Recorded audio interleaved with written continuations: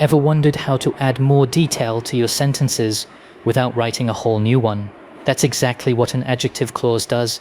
It gives extra information and makes your writing clearer and more interesting. An adjective clause, also called a relative clause, is a group of words that describes a noun or pronoun. It is a dependent clause, which means it cannot stand alone as a sentence. It answers questions like, which one, what kind, whose. How do adjective clauses begin? Adjective clauses usually start with relative pronouns or relative adverbs. Relative pronouns for people: who, whose. Example, the man who sold me the car left town. The clause tells us which man.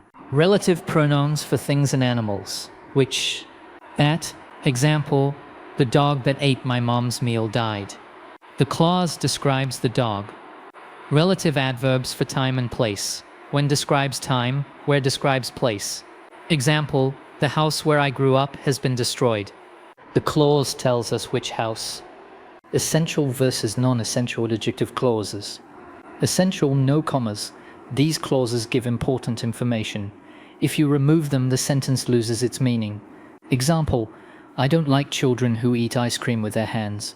Non-essential with commas. These clauses give extra information, but the sentence still makes sense without them. Example, the kitten, which was the smallest of the litter, found a foster home. Why adjective clauses matter? They make sentences more specific, they improve clarity, they make your writing more descriptive and natural. Now it's your turn. Write 3 sentences.